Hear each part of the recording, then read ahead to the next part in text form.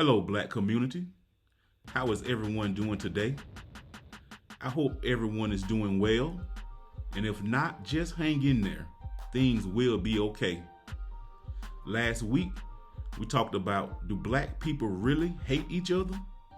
And I went into some of our own issues of jealousy and envy and how we must do better as a people. This week, we're going to talk about assimilation and integration. We've been pulled in many different directions, leaving our own communities and our own fight to go and fight for other communities when our fight is not yet finished. Now let's get into it. It's been said, a house divided cannot stand. And I agree. Now I'm not talking about people living in the same household with different political views or supporting different sports teams. What I'm talking about is a house that has a different or no code of conduct, a house that does not have the same goals of progress or can't agree on how to live and move forward. The basic principles of looking out for one another. That house will not stand. The people in that house will either destroy themselves and the house, or they will isolate themselves into their own rooms and live as individuals. Everyone with their own separate room fixed the way they want it. One room filled with kente cloths, one room filled with prayer shawls, another room may be filled with bow ties, one room filled with rainbows, and another room filled with American flags. Everyone living their own separate lives with their own separate friends, neglecting the house as a whole, not realizing that the house is in shambles. Now, I'm not saying that we can't be individuals and have our own rooms decorated the way we want. All I'm saying is, let's come out of our rooms for a minute so that we can fix our house. Black community, we've got to get our house in order. We are a family. We are a community, and there's no way around it.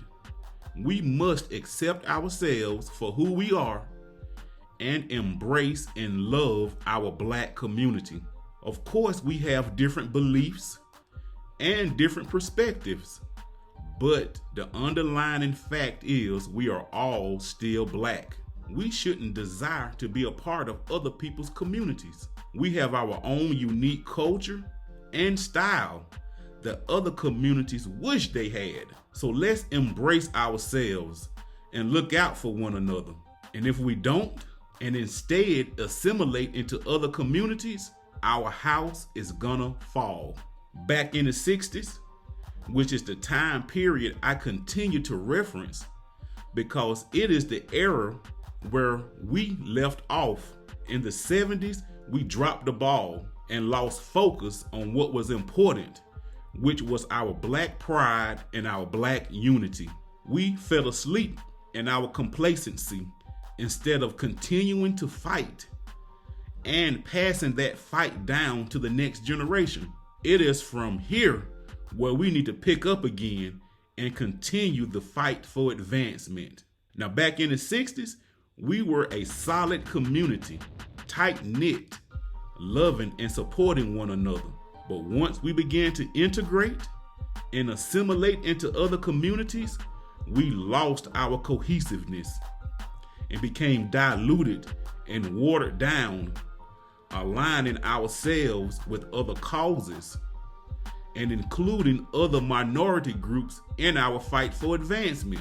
While at that same time, those other minority groups were establishing their communities and developing a strong, solid, united front. Our so-called political leaders participated in meritorious manumission.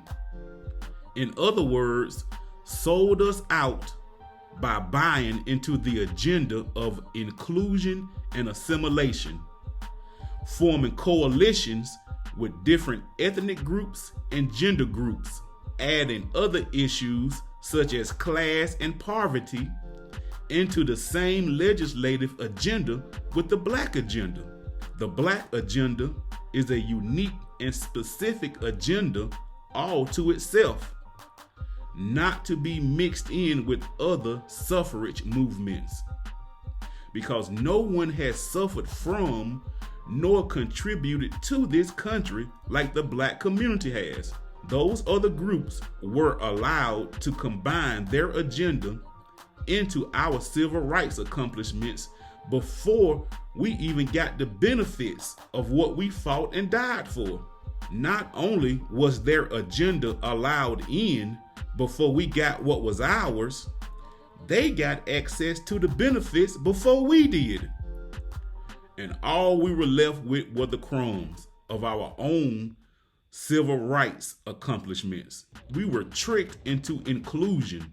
Even today, the Black public figures still have to add other communities with our agenda. Black and brown, Black and LGBT, and now Black and Asian. Even our identity is African American. Do you see the pattern?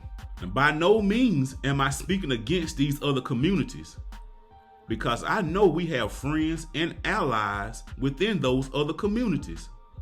But I'm pretty sure that all of our friends and allies are their own communities first, which they should be, and we should be as well, committed and dedicated to our own community first. Even though some of the other communities are our allies, but none of those groups include us when they are speaking on behalf of their own community's advancements. Now, looking back, a lot of people believe following W.E.B. Du Bois's steps into integration was the worst thing that happened to the Black community, but that instead we should have followed Booker T. Washington's plan to stay together as a unit, as a community, learning trades and skills to build our own system and community. My perspective is that integration was needed because when we had our own thriving and prospering towns, jealous white people backed by this country burned every single last one of them down to the ground.